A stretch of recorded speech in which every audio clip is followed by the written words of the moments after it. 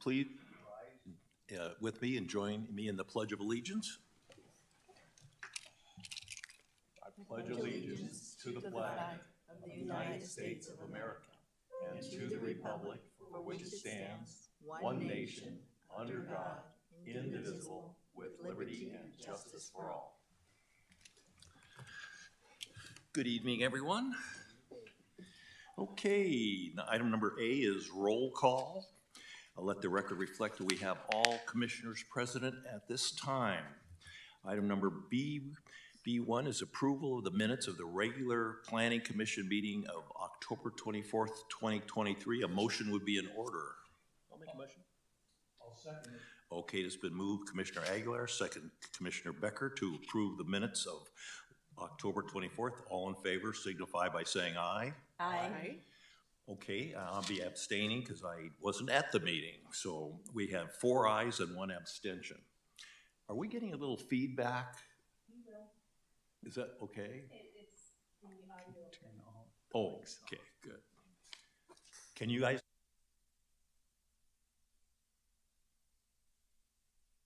Okay, item number C is written communications. Do we have any other written communications? No written communications this evening. Thank you, sir. Okay, this is item number D, oral communications. Members of the public are invited to address the Planning Commission on any item not listed on the agenda. Public comments are generally limited to 5 minutes per speaker. Please note that the state law prohibits the commission from acting on any non-agenda item. Is there anyone in the audience who wants to speak on anything that is not on the agenda? Seeing not, we'll close the oral communications portion of the meeting and go to item number E, which is public hearings. Item number E1 is a public hearing to consider a recommendation to the City Council for the adoption of an ordinance adding Chapter 17.15 to the Newark Municipal Code to establish the by right housing BRH overlay district, amending the Newark zoning map by applying the BRH overlay district to specific parcels and making related amendments to the type zoning of the Newark Municipal. Very good. So there was staff report on this.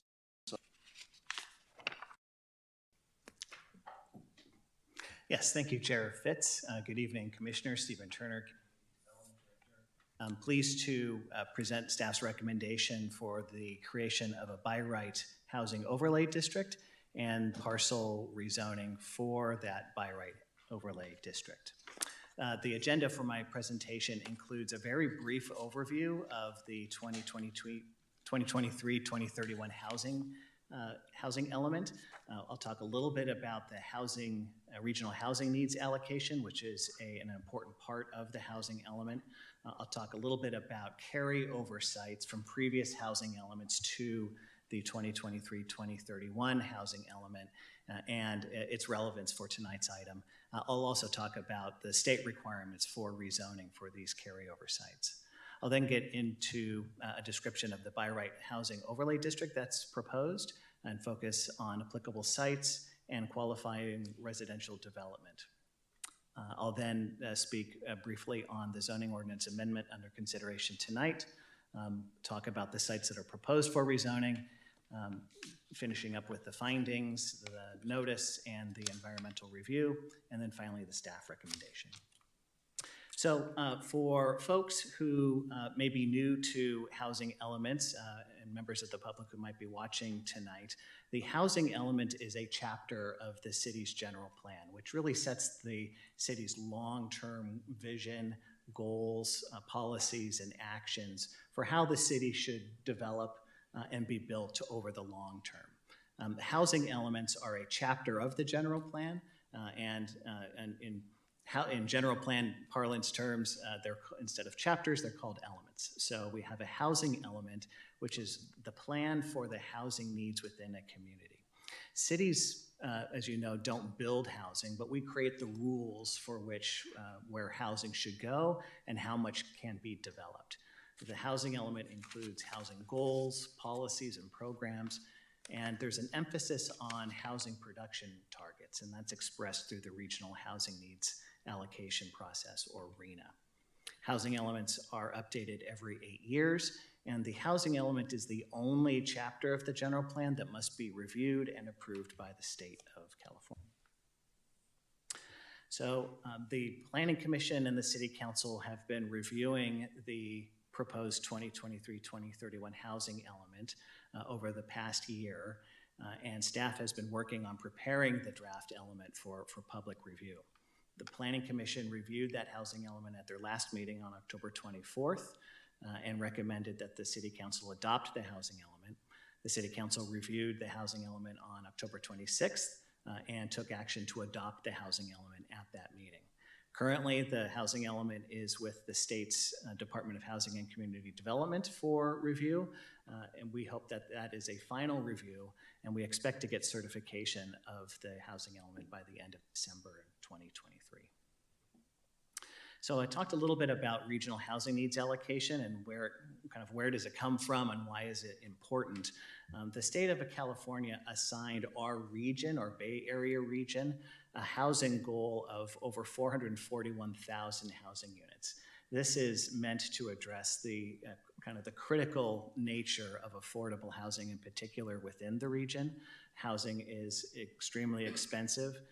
It consumes a large part of households' budgets, and certainly the state recognizes that more housing production is needed. Through a methodology process, the state assigned this 441,000 housing units goal. Again, it's meant to be a production goal, but it's really an aspirational goal for cities to have the right policies and programs in place to be able to have developers build housing. So how that relates to Newark, also through a methodology process a number of years ago, Newark was assigned a share of that 441,000 housing unit goal, and that is 1,874 housing units. And so we need to have the right policies and programs and actions in place in order to promote private development of residential units within Newark over the next 8 years. So 1,874 housing units is our production goal. But again, the city does not build that housing. We rely upon private property owners to propose projects to the city. Within the housing element, the city has identified sites that combine together and with the projected residential density and development, we've identified sites that could accommodate 1,874 units. And those are shown on this map, and I have a little bit of a larger map that might be a little bit larger to see. The sites are fairly small, just in terms of this image, although there is an inset of the Old Town area where a bulk of the housing would be located for the purposes of RHNA. The yellow sites are sites where there are currently projects that are planned and proposed, meaning that there's already housing projects that have been approved or are under construction or in some phase of the development process.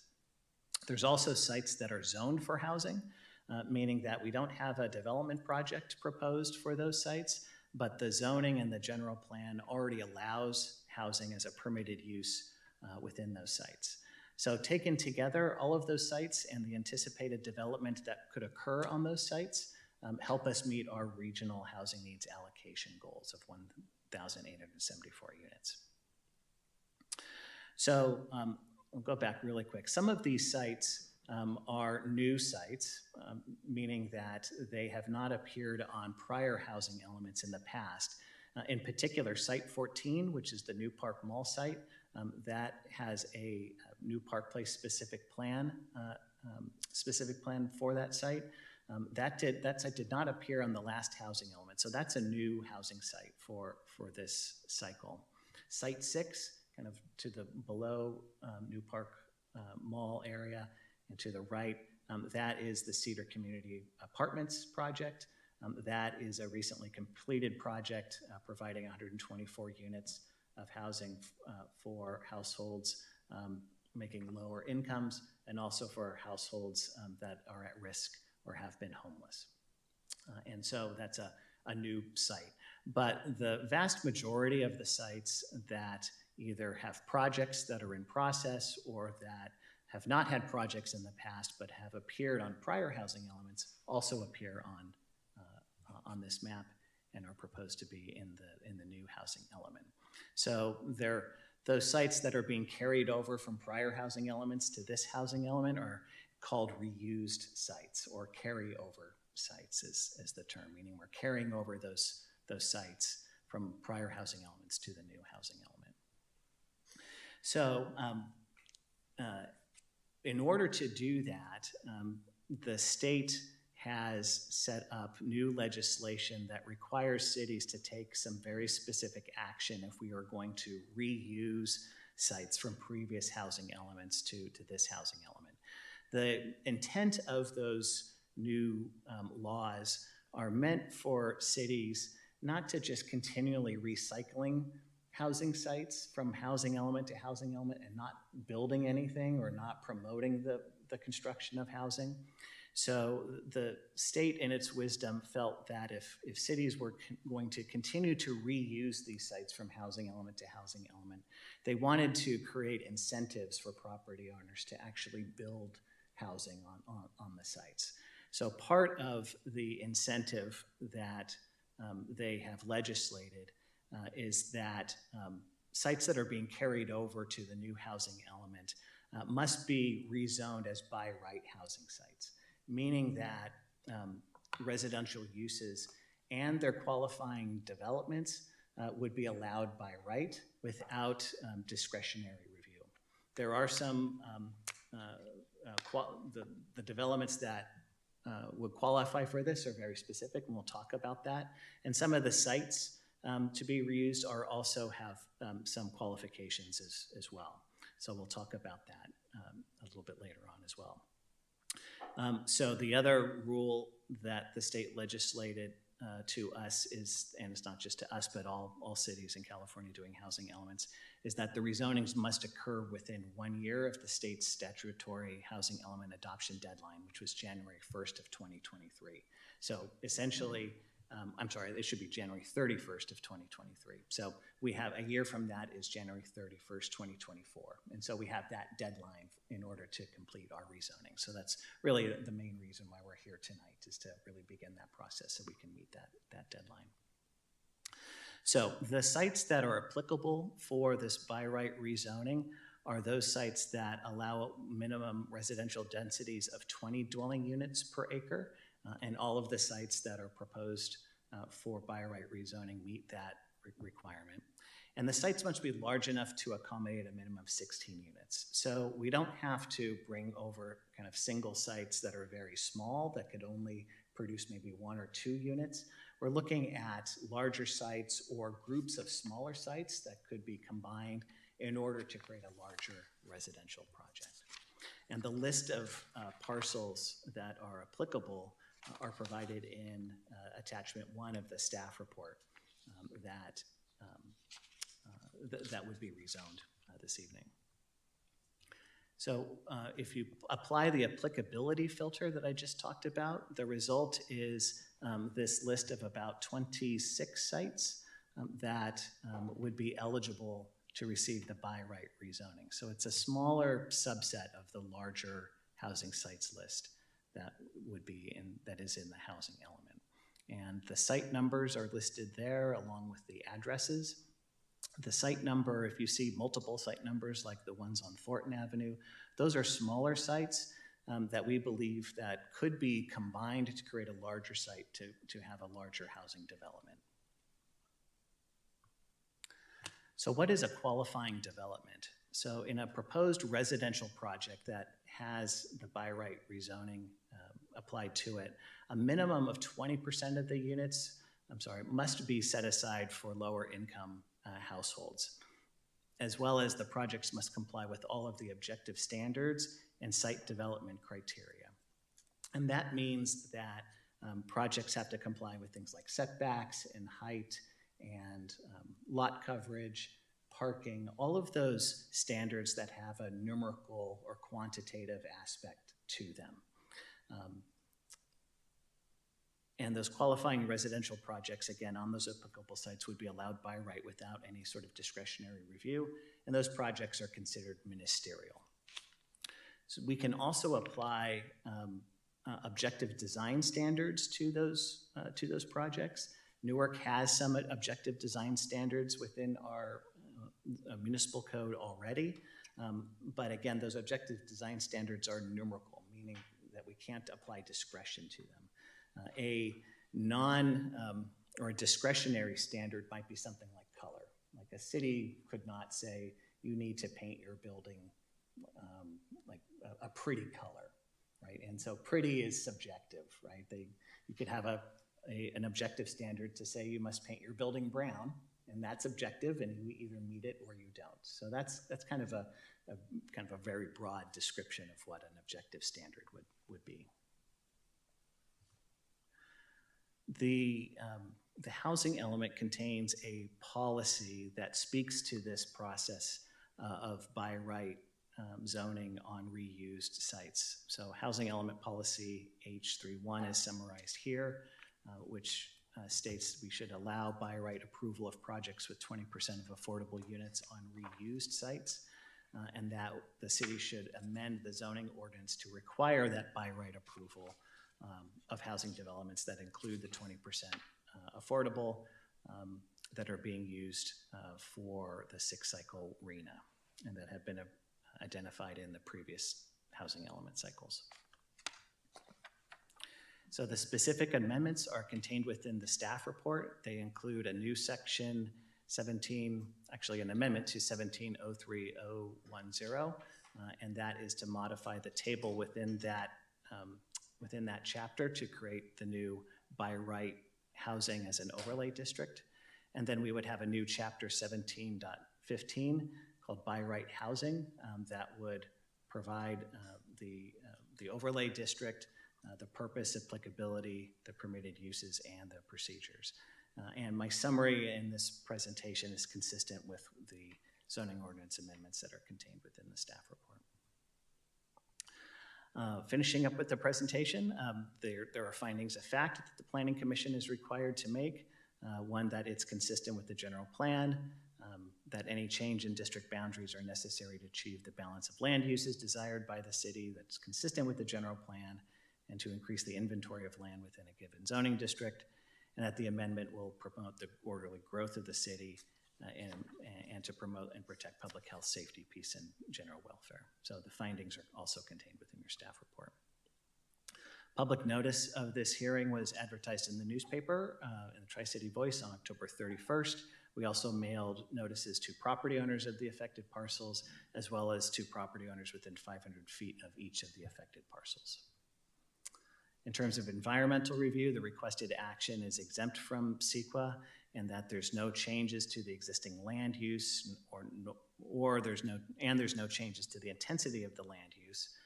There's no project entitlements that are being approved with the requested action tonight, and as a result, there's really no potential of causing a significant effect on the environment with the staff recommendation. So with that, the staff recommends that the Planning Commission adopt a resolution recommending that the City Council adopt an ordinance adding Chapter 17.15 to the Newark Municipal Code to establish the by right housing overlay district, amending the Newark zoning map, applying the by right housing overlay district to specific parcels, and making related miscellaneous amendments to Title 17 zoning of the Newark Municipal Code. And that concludes staff presentation. Happy to answer any questions that you may have. Great. Well, thank you very much for that good presentation. Do we have any questions of staff at this time? Good question. Yes. Thank you, Mr. Turner. That was a fantastic presentation. Question on really more of a clarification. So my understanding is this new zoning district, it's an overlay. So when we're talking objective standards, will the objective standards be subject to the existing overlay district? So for example, if a site has currently a high density zoning designation, after tonight, if this were to move forward, it would have a by right overlay. How do we interpret the objective standards? Is it the base set of that high density residential, or will there be new objective standards after tonight? No, you're correct. The city's objective standards are contained within the zoning ordinance, and they're applicable to each zoning district. The by right overlay district does not modify those requirements. It simply does a very limited set of tasks, as described in the presentation and outlined in the staff report, to allow essentially ministerial approval of certain residential development projects. Those projects would still be applicable to all of the site development regulations, as well as the objective standards that are currently contained within the municipal code. And now the city actually had the foresight in 2018 to include new objective standards in the zoning ordinance update, and that's been very helpful. In fact, all of the residential projects that are multifamily that have come before the Planning Commission have been reviewed against those objective design standards, and found that those projects are consistent with that. We'd apply those same standards to any project that has this by right rezoning or this by right overlay district applied to it. Perfect. It's purely a tool for the by right ability or ministerial approval. That's correct. Thank you. Yes, Commissioner Becker? Also, a point of clarification, regardless of what the city does with this overlay, the property owner has the final say whether they want to sell their property or develop their property. Oh, yes, of course. Yeah. No, this overlay district does not force a property owner to develop any project on their site. If the property owner so chooses to and proposes a qualifying project, this actually provides more of a streamlined process for getting city approvals for that project. And just a follow-up comment, I'm not a big supporter of by right anything, frankly, because it takes control out of the city's hands. In a lot of cases, ties our hands. I do understand the challenge that staff had, and when you're told by the state you have to come up with 1,800 and whatever that count was, it's a challenge to find those sites. I would just strongly recommend that the next go around in 8 years, we're very cautious about reuse sites, because when you reuse these sites, it really ties the city's hands as far as what type of development that the city would like to see. For sure. Thank you for that comment. Any other questions of staff? Well, at this time, then I'll open the public hearing. This is a public hearing item. Anyone in the audience wanting to comment on this item, number E1, please come and step up to the podium and state your name for the recorder. Anyone wanting to comment on this item?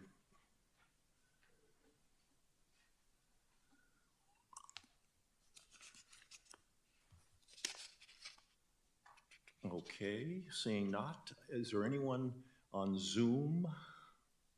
We have no Zoom participants tonight. What's that? No Zoom participants. Okay. Good.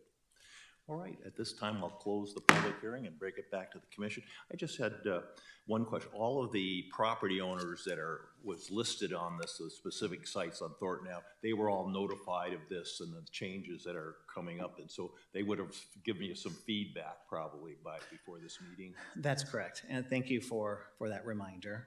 Yes, we did provide notice to property owners who would be affected, as well as those property owners that are within 500 feet of each affected property. So it ended up being a larger neighborhood for us. So no surprises. That's right. We did get a letter today that's at your places. It's from the Alameda County Water District, and so they received a notice of this. Not so much concerning or having a concern or an objection to the proposed staff recommendation, but it is a letter describing that property owners who wish to develop their sites need to consult with the Alameda County Water District with regards to any facilities that may be on those properties, such as wells or hazardous materials or other types of conditions that the water district may control or may want to comment on. So through the building permit process, which is very typical, property owners and developers would consult with the Alameda County Water District and adjust their projects to be consistent with their rules and regulations and requirements. So it's really more of a be mindful letter to the city and to property owners about future development. Great. Any other questions or comments?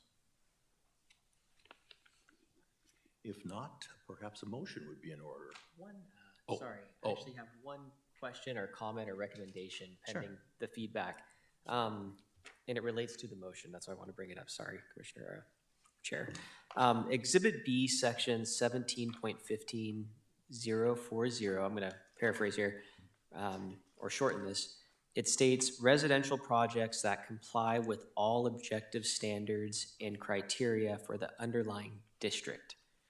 And when I read that, I believe the intent is objective standards for the underlying zoning district. Yes.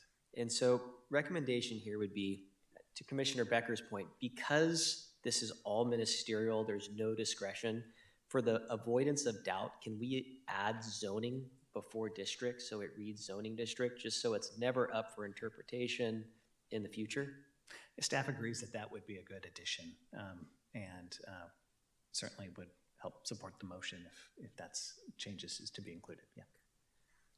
I'll make a motion if we can make Okay. that change to Exhibit B, section 17.15.040. Great. Okay, it's been moved by Commissioner Aguilar, and we need a second. I'll second it. A second by Lori. All in favor signify by saying aye. Aye. Opposed? No opposed. Motion carries 5 ayes. Very good. Nice piece of work. Thank you. Okay, very good. We got rid of that boy. Okay, now we have commission matters or staff reports. No staff reports. Okay. And commission matters, report on city council actions. Just one minor city council action of note. Chair Fitz was appointed to, and I can't remember exactly how many consecutive 4 more terms you've years. served on the planning commission, but the city council enthusiastically appointed Chair Fitz to another 4-year term on the planning commission.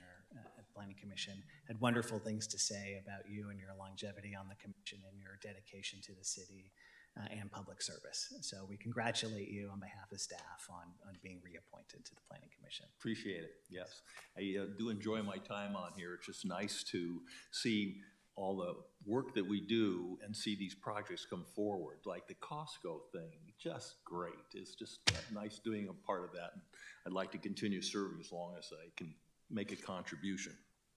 Okay, that was that. Then we have, planning commissioner comments. I just like to make a comment since this is probably our last meeting of the year. And we have Patricia Pittapan here. I understand she's not going to be with us next year. Well, not on the commission. Said that wrong, I think. But I just like to thank you for your service.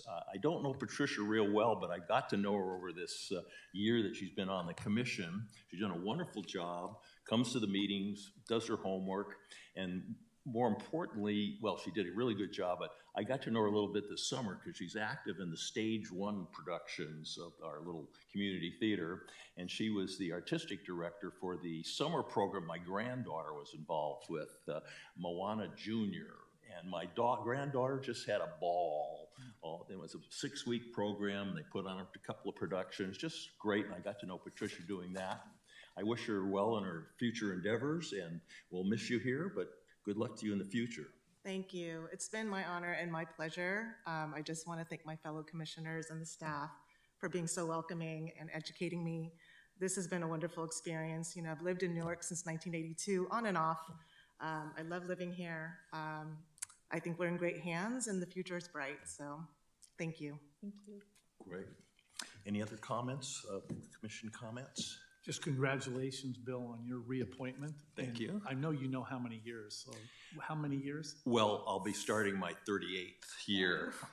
Very impressive. I'm going to catch, if I get reappointed after 4 more years, then I'll catch Mayor Nagy.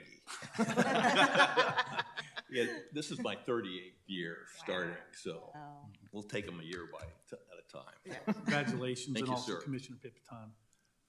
Thank you. We really did appreciate having you on the commission, even though it was a short period of I time. Good luck. I know you've got plans in the future as well. And Thank we you. wish you good luck. I'll be around. This Sure. isn't goodbye. This is see you later. Great.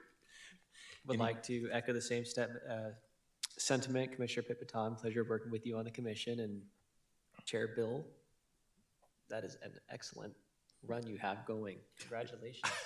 Yeah, it seems like just yesterday. Any other comments? Just congratulations to you and the I'll miss you too. Yeah, we'll have a hug after the meeting. That's right. Big team hug. Great. Okay, if that's the only commissioner comments we have, I see item is adjournment. This meeting is adjourned.